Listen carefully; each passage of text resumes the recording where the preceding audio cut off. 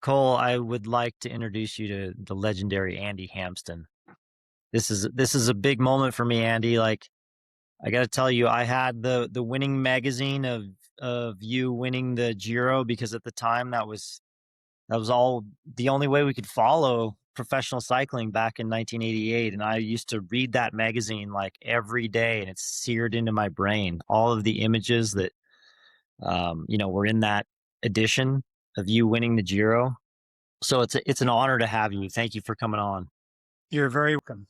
Sorry, but would that be like August of 1988 when you finally got the magazine in your hands? Probably, most likely, it was a month later. Yeah. Um, obviously the iconic images of you climbing the Gavia and the stories that have been told around that stage, and as you know, a good friend, mutual friend of ours, Max Testa, has told me, who was just on the podcast, by the way, just told me and everyone listening about those stories of them going to the ski shop to buy all the end of season hats and gloves to hand to you at the top of the Gavia. And I know this is a story you've told now for almost 40 years, but for me, it's really important that it continues to be told, and that the next generation, like Cole here, can understand and learn from the past, and appreciate what you and 7-Eleven did on that day, and in those early years. I mean, you guys were true Right. pioneers. So yeah, Yeah, that was I mean, I guess Max's we first could start race. off by, It was yeah, go ahead. sorry, that's funny you mentioned Max Testa. It was his first pro race ever, and it was my first pro race ever. And he ended up helping me throughout the next 12 years of my whole career. Yeah, I was just talking to him on the phone, and he was telling me that after every stage of the Giro, you were very interested in the food in the region you guys were, in at the moment in Italy. And obviously you have a love of Italy. You now live there, and you've been there for decades now. And so maybe you can expand on why you love Italy. What is it about the food? I mean, I agree it's the best food in the world, but tell us in your own words what it is about Italy you love so much. Well, I think that's Max Testa once again giving me too much credit because he would set the menu. I mean, I do love food, but a lot of what I learned about Italian food was from him. And he might have been too modest to tell you, but way before he met his lovely wife, he was dating another girl when he was a teenager. And her father, and he lived in northern Italy in Como in Lombardy.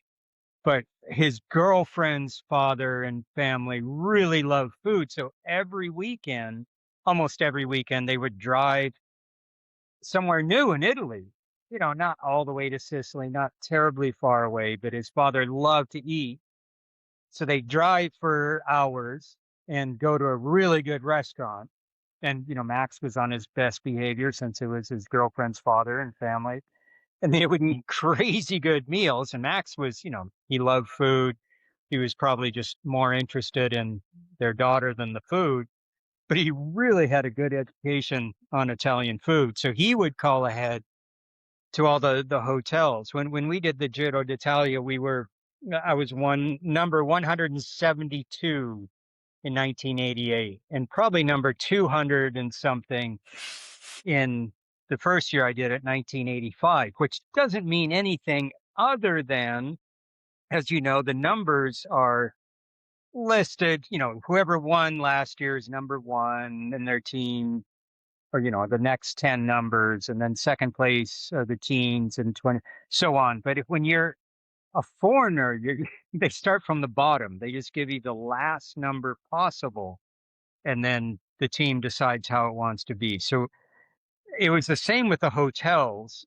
Since we weren't an Italian team, we didn't know all the hotels along the route like the Italian teams would. So the Giro d'Italia in those days would just assign us whatever hotels they, when they had us, when they'd organize with the town to have all the stages, they'd say, I don't know, we need 400 rooms, and each team needs 10 rooms, whatever it is. So we would have the 7-Eleven team would have the most modest hotels, bottom of the barrel as far as the star rating goes, but absolutely the best kitchens because they would be 2 or 3 star family run places, usually with a pretty modest rooms, um, but absolutely the best kitchens. Mm. And that the Giro d'Italia would do all the visiting teams the favor of telling the hotels to rotate to, like Monday's chicken and then wherever we are. And Tuesday is steak and the next night's fish. Even if we're up in the mountains, it's going to be fish night. So Max knows this and he calls the hotels a few days ahead of time. He would do it at the table. Well, do it wherever you could find a phone, but he'd always talk to us. Say, hey, we're going up in the mountains, and instead of fish, I said, what are, we understand if you have fish already, we understand that, but we're racing from the coast today. What would your family be the most proud to serve us? And our boys love good food. So it'd always be, oh, grandmother makes the pasta and we have the local cheeses and meats. And he would come up with absolutely the best specialties, not crazy rich or esoteric meals, but always super good food. So I would say my love of Italian food comes, a lot of it comes through Max Testa calling those hotels ahead of time. Oh, that's cool. So let's back up. So 1985, that's your first Giro. You're on 7-Eleven, brand new team. What obviously that's your first grand tour. Had you done any, let's call it world tour level races before that? Romandy, No, anything leading up to it? I was riding for Levi's Raleigh, my amateur team. Right. Very interested in turning pro, um, but didn't. But then with 7-Eleven, I had a chance to have a 1 month contract in the spring to come back to the Giro, take out a pro license. My team would release me. And the UCI looked at my manager had already been talking to them. They looked at USA as a small cycling country, even though it's one of the founding members of the UCI. And they gave them the flexibility to switch. A rider could switch teams if he was shifting continents. So it would almost be like a stagiaire today. I could leave Levi's Raleigh with their blessing and go race for 1 month for 7-Eleven in Europe. But then when I came back to the US, I would race for Levi's Raleigh again. So that was I'd done some pro amateur races, and the Coors Classic was sort of the biggest pro am race I'd done up to that point. But it was my first full on professional race, just joining the Giro. So Cole he's living in Reno right now, and I remember about a month ago on my YouTube, a stage of the Coors Classic popped up where you guys started in incline, you went over into Carson City, then up to Virginia City and down into Reno, and it was you and Greg off the front by a long ways. Was that 1985? Were you on Raleigh's then? Boy, that's about 1985. Yes, Yeah. because I think So that's 1986 we came back, but it was we had Phil Anderson on the team then. Yeah, so so 85. that's preceding the 1985 Giro. So you go to the No, Giro that with was seven. following. No. Oh, right. It was more like August, It was midsummer post Tour after de the France. Giro. Yeah. So in that 1985 Giro, did you win a stage that year or was it 86? I won a stage that year. We came into the race. I was, the scab labor. Bob Roll was the other scab labor that had just joined the team for Bob that, with Roll's always the 1 month's scab contract. labor. And we really looked at it as, it's a one-way ticket. We really needed to do something. It'd be great to join 7-Eleven the following year. But I'd been racing quite well in America as an amateur and racing in Europe in the William Tell and the Tour de l'Avenir and other really good pro I'm sorry, amateur races, but didn't have any offers on the table from pro teams, but I really wanted it. So I looked at the opportunity, I jumped on the opportunity to race with 7-Eleven, but I also knew since 7-Eleven had 0 stores in all of Europe, why would they possibly want the team to continue racing there other than the TV coverage? So I was really looking for an opportunity to get on an Italian team. And Greg LeMond, or I'm sorry, any European team. And Greg helped me a lot because he said, "Oh, Andy, it's so cool you get here. You got over here. One, because there's, just another person to speak to in English. But two, you've got to get out of America. You're never going to win enough criteriums ever to get a pro contract. You need to be in Europe. And I've told my team to keep an eye on you." And then he said, "Yeah, and I told Bernardi no that you and Bob Roll have never raced a pro race before," and he couldn't believe it. So, so do something. And the team goal was to have a GC rider in the top 20, and I was, the hope for general classification, and to win a stage. And we got pretty clobbered. The first mountain stage was about a 1 weekend, a really long, pretty cold, miserable day up into the mountains, and I cracked on the final climb and lost 10 minutes or whatever I did from the front group. So it took me quite a while traveling. The race traveled south quite a bit, and I licked my wounds. And about halfway through the race, I was able to stay, in the big front groups pretty well, and there hadn't been any really big climbing. But then Ron Kiefel won the stage to Perugia, which was maybe in the second week, maybe around the 15th stage. And we were just out of our minds. And he attacked like with 2.5 kilometers to go, going up to Perugia, which is on a hill. Just really typical Ron Kiefel, not on a finishing sprint up a hill, but when everyone is climbing as hard as they possibly can. He had this incredible power where he could drop anyone.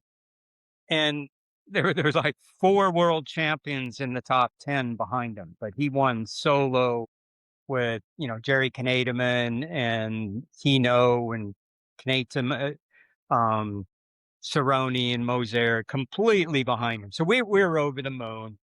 And we're also gaining more confidence. We knew, we belonged in the peloton. We were good enough. Davis Finney was placing well in the sprints. We didn't have an incredible lead out trained for him. So I was doing well in the climbs, but there weren't many climbs that year because the Italians had Francesco Moser in the race. All sorts of stories there, but they Yeah. knocked not all the climbs. There had to be some climbs. Um, but there are only a few mountain days, and the last one was a really big loop over 2 big climbs into Switzerland.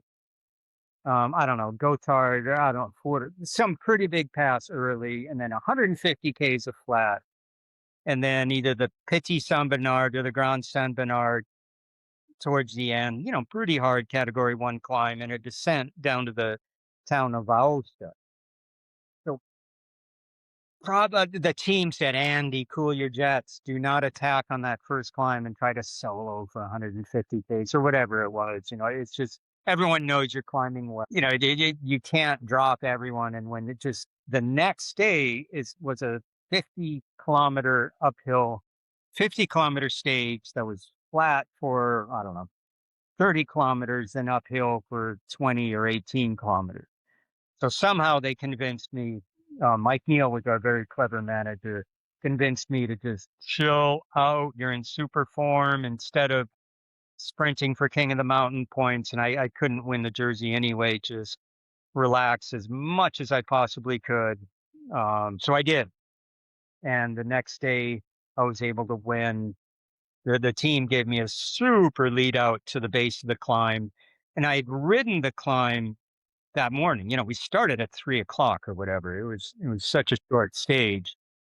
So in the morning, I rode it with Jonathan Boyer for company, and I didn't like the climb, Levi, because it was kind of hard coming out of the town, and then it got more gradual for about 6 kilometers, and then there was a little descent, and then a gradual climb to the finish. There wasn't a killer section in the last 5 kilometers where I could, drive the dagger into everyone's heart like I like to attack on.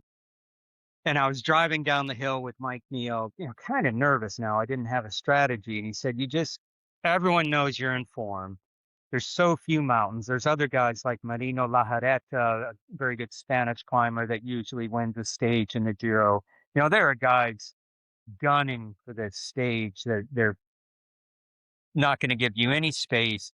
You have to surprise them. You have to go early on the climb. And there's no disadvantage to going early because it's the steepest part of the climb. Even if you get caught, if it's a group, that's all right for you. Then everyone's working, then try to attack at the end. So the team gave me this massive lead out.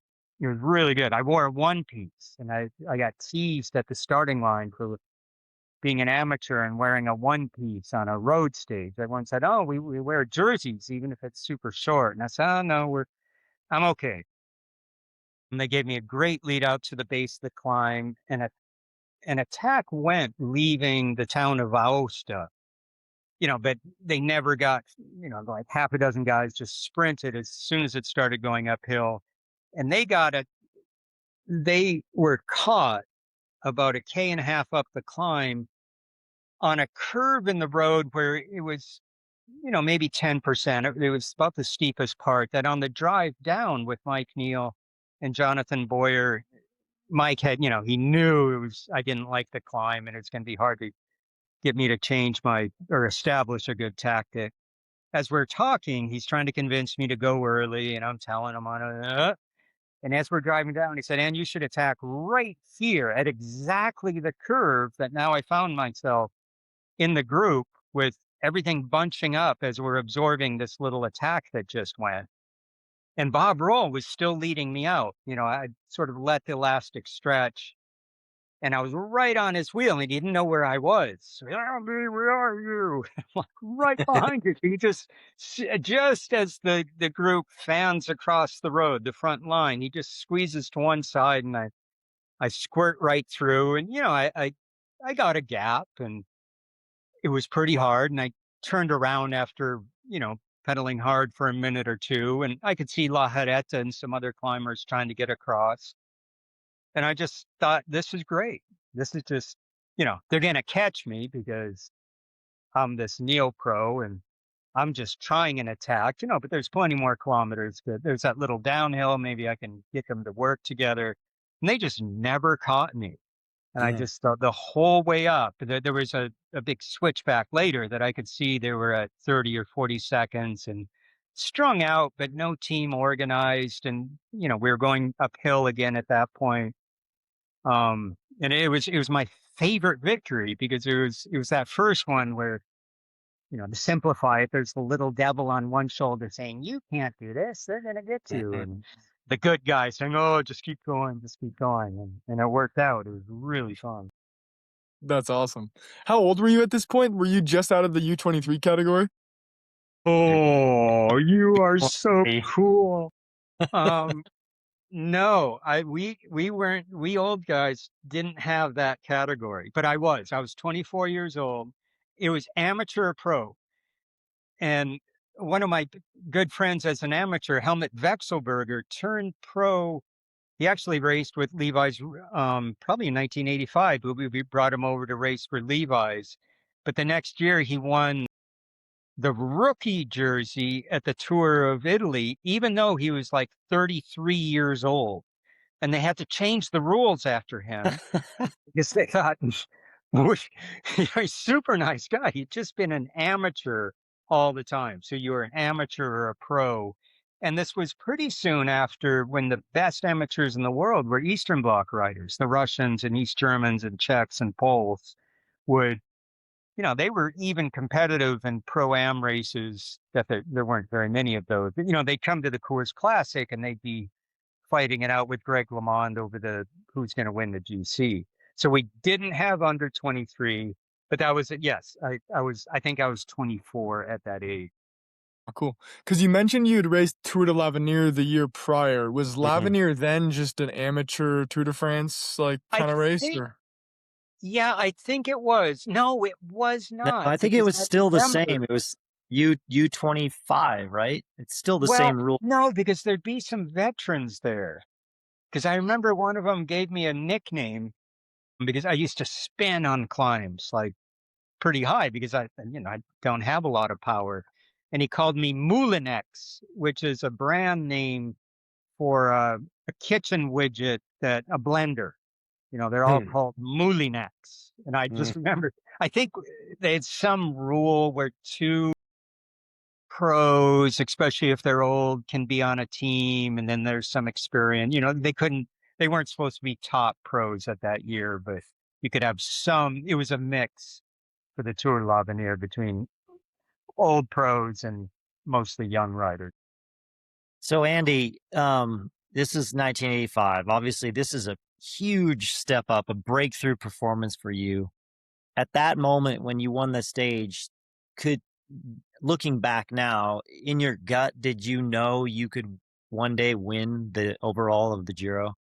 No, no, So I was just, when did that moment happen? I mean, I knew I was pretty good winning that stage. Um, I didn't sneak away, I attacked early. I didn't sneak away with it. It sounds like Strategically, I was fortunate because Hino and Moser were really, and Le Mans were really close on GC. So their teams were just kind of battling to see who was going to seed. And there was a time trial in a couple days. So it's not like, I rode off the front and dropped well, I did, but it wasn't that I was a threat on general classification. So I had some leeway. Um, the next year, after that year, I got second in the Coors Classic with Hino and Le Mans being there. Um, I knew I was good. I didn't know I'd ever win a Grand Tour. I won the Tour of Switzerland the 2 years following that because thanks to Greg LeMond putting in a good word for me, I got hired by Lavi Claire. Um, Winning a stage kind of got the ink on the paper a little bit quicker. Um, so that, I had already been talking to them a little bit, but they were quite eager and I was pretty eager and talking to other teams then. Um, but after winning the Tour of Switzerland a couple of times and really focusing on the Tour de France, um, I was fourth in the Tour de France the next year, right. third on So the, that's 86. So that's when but at that Lamond point is I thought, first, okay, Hino is second, and you're fourth. yeah, so I was Yeah. helping them, but on La Vie Claire, since the team kind of destroyed all the competition, it it wasn't easy getting fourth, but a lot of times I just followed the wheels of destroyed leaders and um, get third on the team and help myself to fourth and overall. So you won Tour of Switzerland in 86 and 87 on La Claire? I won it on La Vie Claire in 1986. Um, and then which, could get into that, but to answer your question, then I left La Vie Claire. I still had a contract, but at the Tour de France, when there was the big and Le Mans battle, I didn't want to stick around to be version 2 of that. So I left the team and joined 7-Eleven, which a lot of people in cycling thought was a big step. It is a step down because La Vie Claire, I think, was the best team there's ever been. It wasn't the next year. Um, but I wanted to take a chance with a team I felt more at home with and had confidence with the backroom staff that I didn't have to put up with the cloak and dagger stuff. Mhm. And then won it on that team. So it was it was reassuring to win it 2 times in a row. Okay, so it was 87 Tour Switzerland, you're on 7-Eleven. Now I remember because I had and I've told this story before. I had the VHS tape of the 1987 Tour de France, and I watched it so much that it degraded the tape. But that's one of my favorite tours of all time, the battle between Delgado and Roche. And I know that tour didn't go your way, but it sounds like Tour Switzerland, maybe you peaked a little early there. By the way, I mean Tour of Switzerland, you know, to win that twice is just incredible. Um, so then, at what point did you look at the Giro and really think? I mean, I think you were third in '87 in the Giro. Is that right? Um, Hang on, because there's a year when I did the Giro 6 times, but there was some years where I didn't go back because I wanted to do Switzerland and Dauphiné Libre. But no, I was third in '89 after I won in '88. So I think '87 I didn't do the Giro at all, I But believe. obviously, in '88, you went in with the intention of riding for the classification. So at some Well, point, I mean, I did Levi, but what you recall probably quite fondly of, I was hunting. Um, Partially as a fault of my own, I put too much emphasis on the Tour de France. Um, I should have relaxed and tried to win more races and not just focus every year on 1 month of the season. But I went into the '88 Giro wanting to win, but realizing, since I was a marked rider, meaning if I got in a breakaway in a big stage race or kind of any mountain stage race, unless I was with other captains, most teams that had a captain is like Andy's an anchor. You know, you have to sit up. Like, so, I got kind of used to not trying my chance in races, waiting for the climb, going hard in the time trials, trying to take it easy on the flat days, looking for a break and a crosswind, but knowing that just racing aggressively, trying to get in a breakaway that would go for a couple of hours, just mathematically, it wasn't really going to work because so many teams would tell their teammates not to work with me. So Max Testa was training me, and he knew that's just not physically or psychologically a very good way for me to train and race, because I'd have to wait and wait and wait for the mountain stages, and there might only be 3 or 4 mountain stages in a 3-week race. And then if I didn't do well in those, all I did was ride around in a peloton getting bored and trying to stay out of trouble. So I started doing more shorter races where maybe that didn't even have mountains, but trying to race really hard, get in breakaways, and, on days that I felt good, going very hard. So in the '88 Giro, the idea was we had Raul Alcala that was doing very well that spring for general classification. So we were co-captains. We're protected from the beginning. If we didn't do, we pulled back, and the first weekend of the race, there was a mountain finish, a hard mountain finish. If things weren't going well, then it would be better to lose buckets of time and then try to win stages so we could race aggressively in preparation for the Tour de France. But all of 7-Eleven, all of the riders really respected the Giro d'Italia because we loved racing in Italy. We had an Italian co-sponsored, the Hoonved washing machines was this maniac guy, Erminio Dell'Olio, that just loved sports. He probably put in $100,000 and he got to be the co-sponsor. And we tell him we're going to the tour, we're going to Switzerland, he just loved our team. So we were all super motivated going into the '88 Giro. And I was in good form. I won an uphill stage on Montferrand on Paris Nice Yep. that March. So it was, Yep. it was a strong year for me. And then I went to Belgium to do the classics there, got my cold that I get every year, and then did the Tour Romandy coming off of bronchitis or whatever. whatever it was, looking for form, but got fourth in that. And that finished the Sunday before the Giro started. So it's like, oh, cool. I was sick 2 weeks ago, but I'm okay. I did okay 20th or so in the prologue.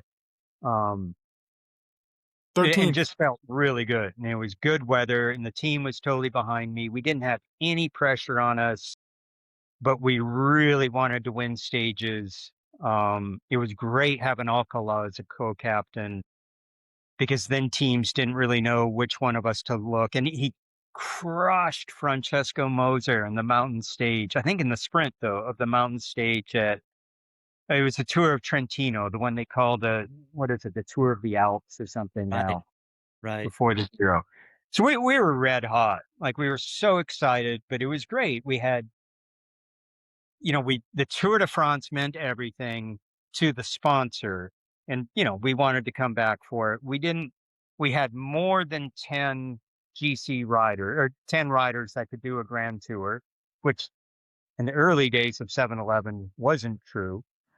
So we could race the Giro 100% and then, be in good form for the Tour de France. Well, this is just a treat for me to listen to you, spin these stories, Andy, because you were a hero of mine when I was growing up, and you're a big reason why I went on to become a professional cyclist. Like I said, I devoured that winning magazine, and the 1987 Tour de France was on CBS, I think, at the time, and it's really important to me that we keep talking about this because you have inspired so many people along the way, and it's really great to hear by the way, you sound amazing. You sound like you did on those tapes I used to listen to.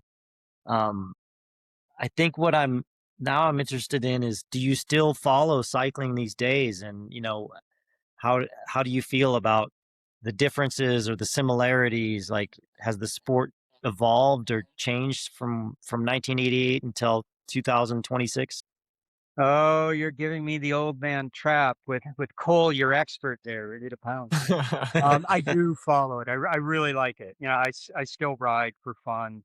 And I live in Tuscany, so I can ride year round and, not ever get horribly unfit. I love following the classic races. I love the spring races.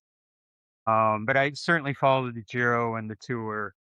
I saw the first 5 kilometers of today's stage and the last 5 kilometers of today's stage, which was pretty fun. And I don't know if I can accurately compare it. Well, of course I can compare it.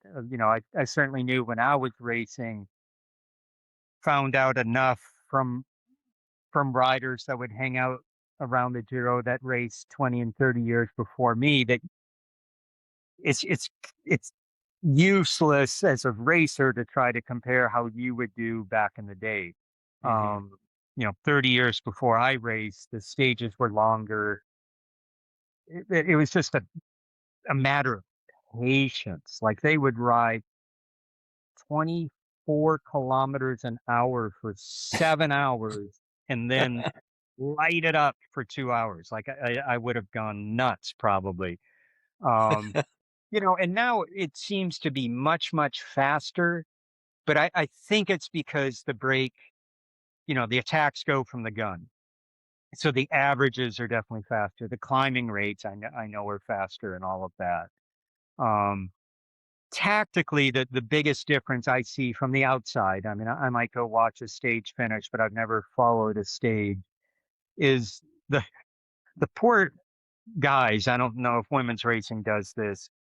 They line up as trains, and there's just these vertical lines of 8 guys just kind of jostling next to each other for hours. And I understand why they want to keep their people out of trouble, but it just seems like so much energy from so many people on one team just to keep people ahead to keep them out of trouble on a flat stage that I think I might have gotten bored back then if I'd raced now. Yeah. Andy, you were teammates with Roy Nickman during that '88 Giro, right? Oh, very good, very good. No, I think Roy 87, he was definitely on a European team. I think he was still on a European team Mm. in So you 80. never crossed paths with Roy? I discovered that boy. He joined my Levi's Raleigh team when he was still a junior. He was 3 years younger than me. He was a wonderful teammate, and he was part of the deal. So I think we hired him his last year as a junior. Levi's and Raleigh were all, sometimes together as sponsors.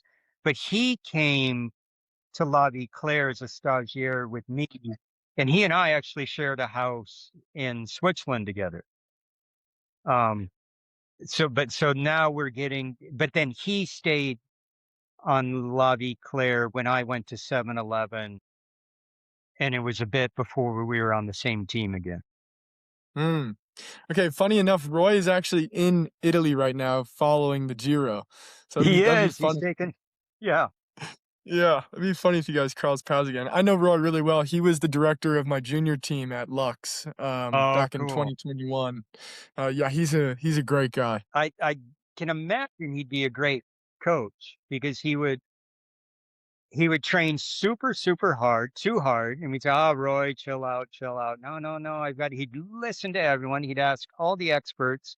And we had Paul Coakley, who I think is the best, one of the most masterful race directors I worked with, give him answer all of his questions.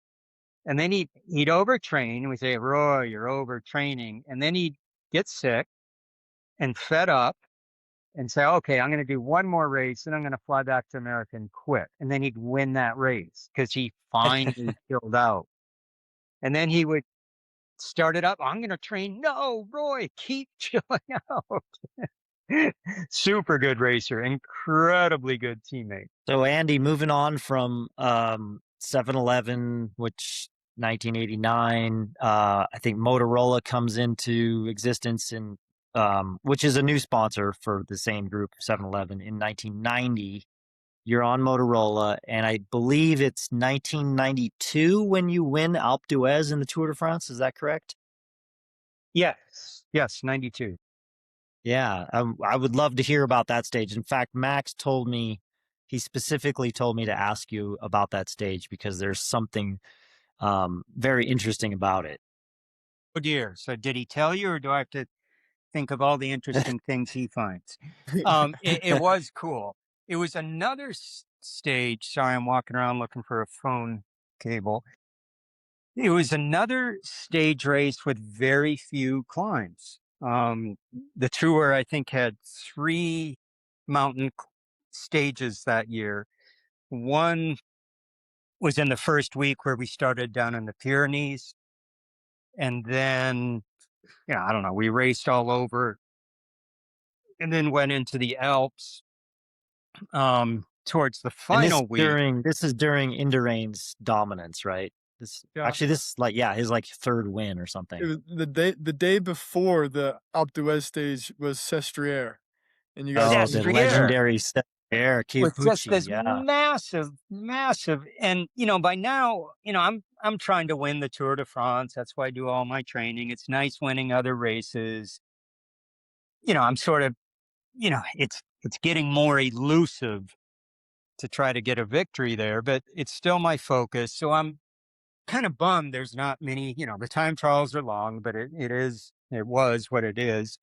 Um, so the day before is massive. It's 5 climbs finishing on Sestriere, and a break goes from the start, and it has Claudio Chiappucci, who's really, really good, and he's a great climber, and he's kind of bummed out there aren't many climbs. So, he does a nice surprise attack, but has a big group that starts whittling down. And Indurain's Benesto team's chasing it with their really, really good riders, and they're just blowing up one by one, and we're down to about 10 people. So, I know Miguel's going to attack or go with an attack. And Miguel he was a really, really good climber, but he was a brilliant tactician. He could follow anyone on a climb, but he couldn't he was such a big engine that he couldn't afford to go in the red. He couldn't go anaerobic and recover.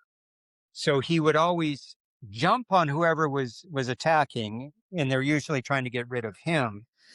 And then he would work with them. So everyone knew this. If you can break away on a climb with Miguel Indurain, he's going to do 70% of the pulling.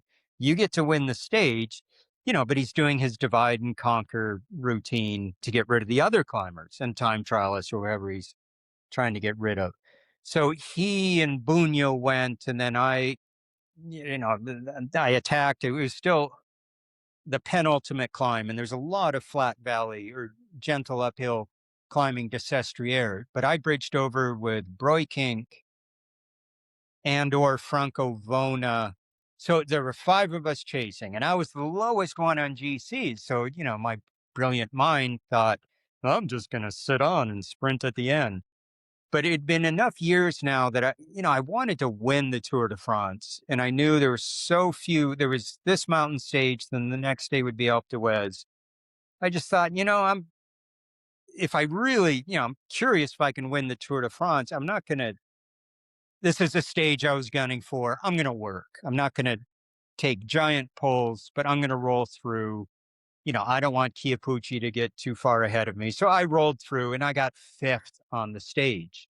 I think there were 4 of us, and Chiappucci was still a minute or so up the road. I was shattered. Everyone was shattered. It was hot. It was 200. It was a monster stage, just really long and 5 giant 255 climbs. Ks. How much was it? 255 Ks. I don't even want to know how Jesus. long. What was Chiappucci's winning time? And we're just racing the entire time. So I'm like, well, I don't know. I'm not, it's too bad I blew up, but I just ran out of energy. It's no big surprise. It's not that I flopped. It's just, I, I could see everyone, but I thought, well, since I'm in no hurry to go anywhere. And back then the finish line wasn't as crowded as now. I just sat near the finish line in the shade. Soignier was giving me water and a towel. And I thought, well, tomorrow's stage winner is someone super clever. They took it easy. They're out hunting. They let this stupid game of GC go away. So I'm just going to sit here for the next 5 minutes and watch, the next group roll in, and whoever's looking fresh, I'm going to know to watch them tomorrow. And it was just, people were staggering in like way later than I thought. So then I, was calmed down enough and went to the hotel and just felt super relaxed because obviously I was going to try to win Alpe d'Huez. These were my 2 days to try to win a stage and move up on GC. And, I was thinking, well, I guess I should get nervous, but I'm too tired to get nervous. It's pretty easy. I'll take a shower, eat some great food. We had a Swiss chef that would make Italian primi piatti, either risotto or perfect pasta, and serve all the racers on our team this great, great food to keep us healthy. And I just thought, okay, tomorrow's a new day. I thought I overdid it because I didn't blow up. I just, went 100% today, but everyone's tattered. Like, it was just a hot, sticky day. This is great for tomorrow. Tomorrow's a new day, as Eddie Merckx would always tell it. So the next morning, we went over, there were 4 climbs to do, including one right from the start, which is always kind of uncomfortable. The Mont Genève, from Sestriere, you have to drop down and then do a second category, third, just something uncomfortable right at the beginning. Descend to Briançon, go up the windy Lautaret to the Galibier, then down the Galibier, down the Telegraphe. And then we did the Croix de Fer, which is a You went monster long the climb. long way around. Yeah. Long way around and down in the valley. And you have that 12 Ks or whatever it is from the base of the Croix de Fer, which is terrifying to come down at 100 kilometers an hour, and then Alpe d'Huez. So it's like, wow, that's, too bad I, worked hard the previous day, but this is great. Everyone's toasted. Chiappucci is probably in second now. Indurain just needs to watch him. He can give other people a little bit more room. And right away, it was pretty hard and fast. I think it was Laurent Fignon was having he wasn't doing terribly well on GC, but he had good form that year. And he attacked early on a suicide mission, and it was great. It was just hard tempo all the way up the Lotere, down the Telegraph. But in the next valley, we were about 30 people with all the Benesto team was totally in control with all their super mountain domestiques. And my plan, because I'm brilliant, I keep saying that, my plan is to attack near the end when everyone's tired. And I'll, you know, poke their eyes out with my dagger and then put it in their heart and win the stage in the sunshine. So, of course, my team is thinking, oh, no, Andy's being brilliant. He just wants to attack at the end. But, we had a great meeting that morning, and it was just, Andy, heads up. If Benesto has to chase down a breakaway and it all breaks up, try to go on the penultimate climb, the Croix de Fer. It's better climb for you than Alpe d'Huez. If you see, blah, blah, blah, if you see a break. But I'm just kind of cooling my jets and eating and drinking and following Benesto. But on the Croix de Fer, there's really two parts. Well, it's super long, but there's a middle part that I sort of like that sort of flat. It's twisting. It looks like it's climbing, but a group that works together can put in some time. So on the base, Benesto, they do this really slow wind up to get everyone to lull into thinking they're just going to stroll. And it goes a little faster and a little faster and a little faster. So as they're winding it up, two guys take off. It's climbing, it's already reduced. There's no, everyone in the group's pretty good already. So I think it was Jesus Montoya and Eric Boyer take off. Boyer. And I'm like, oh, man. Yeah, it's 50 Ks to go. That's way too early for my brilliant plan. But holy cow, Benesto is going to be really happy to let that go. And then I saw, who was it? Jan, a Belgian climber, right Jan in Neven. front of me, just start edging to the side, and like my brain saying, "No way, it's way too," and my legs just went. So I think we had 4 or 5 riders just joined up right away. And, Benesto would have to blow up their riders to catch us. We worked really well in the Croix de Fer on that flat part. I don't know what we got, a couple minutes, 2 or 3 minutes. It might have been Bastille Day, so the French always want to win. And on the steep second half of the Croix de Fer, Eric Boyer, the really good French climber, attacks, like 7 Ks from the top where it's really hard and there's a big crowd. And like an idiot, I go up to him and shout at him, what are you doing? If we work together, we'll all get to the finish, realizing I'm being a complete idiot. And I have the highest GC in the group. So of course I would say that. So I just played my cards, and all the riders think, well, Andy's going to pull us, but they know that we, with the flat, that if we work together if we keep it together on the climb, work together on the descent on the flat, we'll have 2 or 3 minute of cushion going into Alpe d'Huez. We should be looking at the victory between us.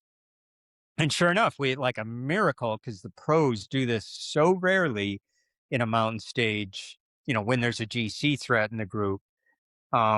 We work really well together on the flat. We hit the bottom with 2.5 or 3 minutes ahead of, probably the 15 or 20 man group being led by Benesto behind us.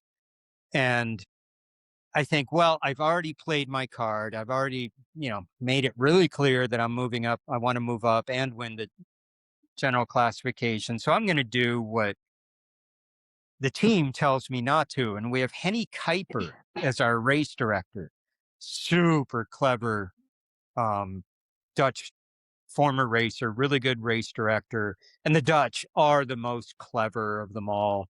He would tell us, guys, never eat off your own plate until you've finished everything on other people's plate. That's what your tactics have to be.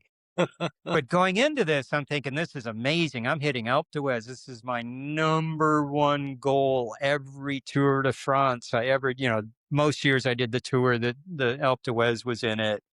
as a climber, it's the most important one. I like the climb, but I'm thinking, I'm leading on GC. I could move into third. I'm definitely moving up. I want to keep that going, but I really want to win the stage. And I just had that hissy fit with Eric Boyer, so they know I'm going to chase everything down. And Boyer, no, or Franco Vona, I think it was Franco Vona, who was second the day before. The guy that won my group is this really strong Italian rider. Like, everyone there is really good. Any one of us can win this. And he starts doing really hard tempo in the first kilometer and a half of Alpe d'Huez, which is the steepest, which is a part that's not the part I want to stab everyone in the heart in. I want to wait till later. So I half wheel him. We have this really stupid half wheeling. He knows what I'm doing. I just want to set the pace, and not have to suffer at someone else's pace setting. And I know that Henny Kuiper with Max Testa in the car behind us is watching all of this, probably freaking out that Andy's being an idiot and he's going to drag everyone up the climb and get dropped. So I go really hard and one guy gets dropped. And it's like, okay, that's probably a really good tempo. Boyer's super happy with, he just wants to win the stage. He's happy to let me do the pulling. I'm happy to switch off, but my tactic in my mind is, okay, I'm leading this. It's not steep enough. It's not shallow enough to really draft on. If I monkey around trying to get people to pull, we're just going to go slower. I'm just going to pull pretty darn hard, but keep eating and drinking and stay calm until 5Ks to go. And then I'll light it up a little bit and, hope that I don't get dropped. But I'm not going to throw away moving up on GC just for the stage. But I know Henny Kuiper, who's won this twice, is looking at me from the team car behind me. And he comes up kind of where it flattens out and he can see the whole pace. I'm like, oh my God, I'm out of breath on Alpe d'Huez. I'm going to have to argue with Henny Kuiper about tactics because that's not the way he does. And he rolls down the window and Max is in the car and says, Andy, new plan. Just keep hammering, attack towards the end. And it was just this super relief to not have to somehow have an argument on Alpe d'Huez over what I wanted to do. Is that Do you what think Max was referring to? do you think that he could see that you were obviously making the others suffer? And then at what point did you drop everybody? And I knew Max understood absolutely everything that was going on. So I'd already played my card. Like, what do I do now? I can't start pretending I don't feel well, so they pull. There's, it's way the stakes are too high for that.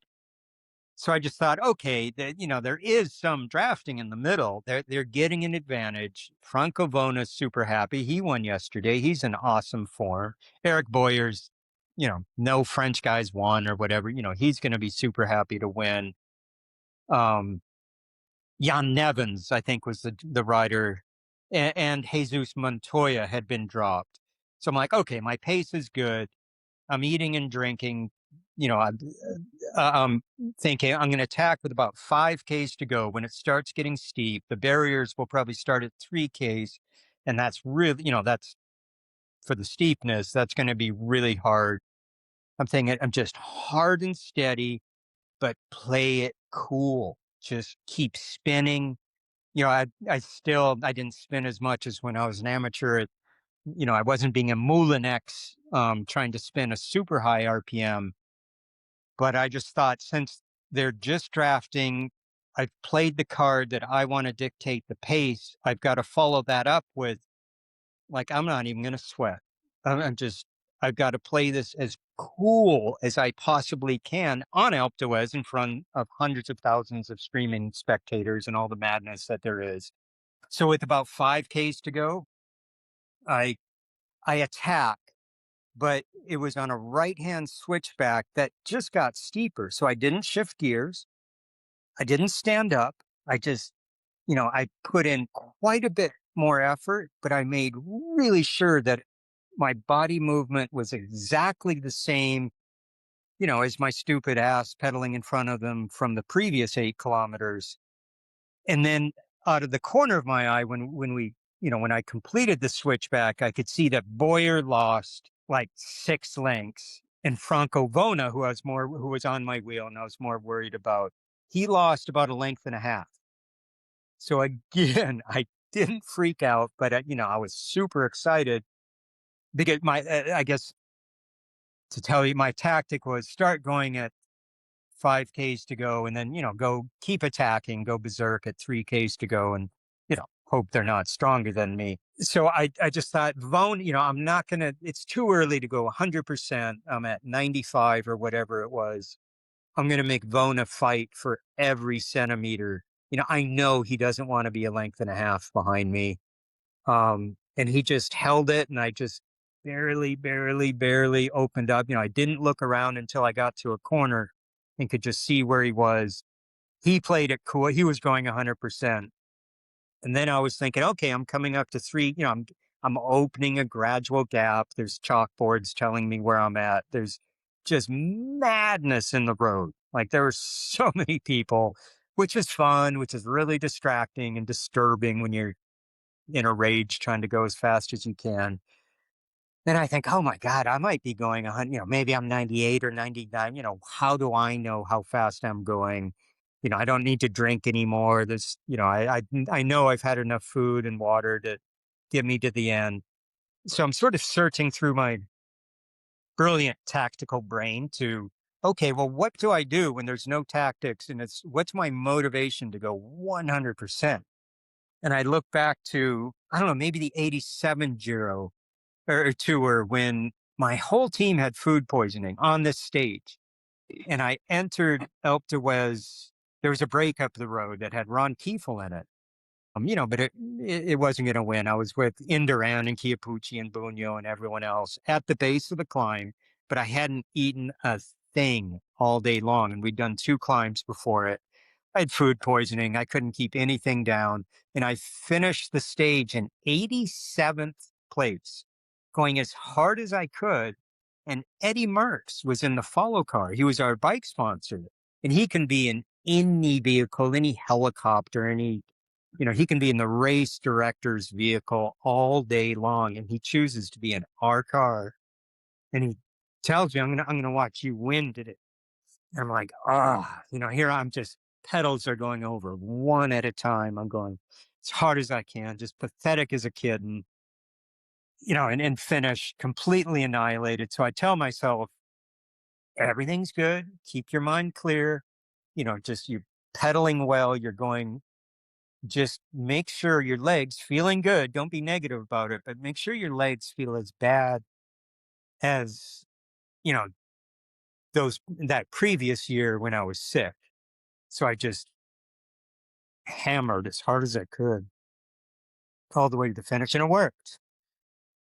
Long story short, just kept it Beautiful story. all the way to the finish, and came away with it. The only stage I won on the tour. I mean, Andy, to write your name on the history books of the Alpe d'Huez, where, I mean, now that I think about it, you literally do have your name on Alpe d'Huez now, right? Every winner is on a switchback or something like that. Do you know what's bizarre? I think that's where I attacked. It's crazy because I've Whoa. been back a couple of times, and I'm usually with one of my tour groups, and, kind of telling stories and just chit chatting with people. And they're like, well, Andy, where was it? I don't know. It was one of these. I think it's exactly, I guess I could go watch YouTube and figure out where. I think my sign is the corner where I attacked. Does number 5, is it 5? Is it the 5th curve? I don't know how they do it. I think this is a project for Cole to investigate. I'll find it. I'll find it. And Yeah. I'll throw it up on the thing. Hey, Get Andy, one of those we're geoarchaeologists to figure it out. no, we can find it out for sure. Andy, we're like at an hour now, and I really appreciate your time. Like, you've brought these stories back to life for us and anybody who's listening, and really want to thank you for your time. Is there anything else that, you would like to say before we sign off? Sorry for the long answers. I tend to go on and on, but you guys were No. great. Thank you, Levi, for um, for the support when you were a kid. Uh, the get, you're too kind. You called us pioneers, and we weren't. Um, I look at, and I'm not. Mike Neal, George Mount, Gavin Chilcott, they were pioneers. Audrey McMurtry, the people that came over when it was, the undiscovered world, the people that came to Europe and raced were pioneers. And Mike Neal was our director. We were like the settlers with our wagons going to where we knew it was the promised land.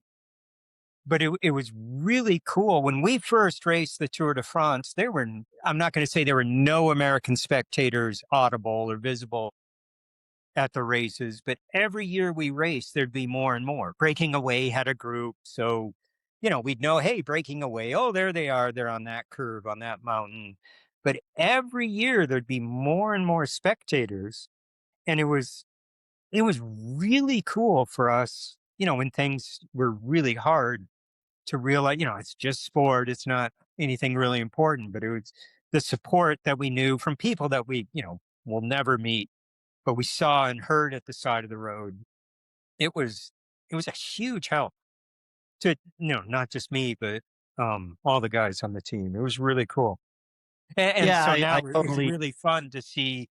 You were asking, incapable of comparing much of today, but to see Americans doing well of all ages and both men's and women's, it's sort of on all sorts of teams. Like it'd be great if there was a 7-Eleven team to cheer for, but there's really great Americans on super great teams just as a part of the sport. So as a settler, I'm glad to see that people didn't forget to come over here and race.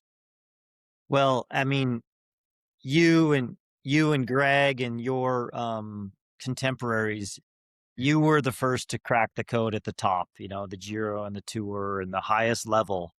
So, and of course, there were people who helped pave the way for you to get there. I totally understand that. But I mean, you were the first to start winning the biggest races in the world. So, You guys um, planted the flag. yeah, absolutely. Thank you, Andy. Cool. Yeah, Thank thank you you Thanks, so for much. thank guys. you for everything. Appreciate your Thanks for taking time your and just time. making it so enjoyable and um, sharing your podcast with me. Appreciate it. Yeah.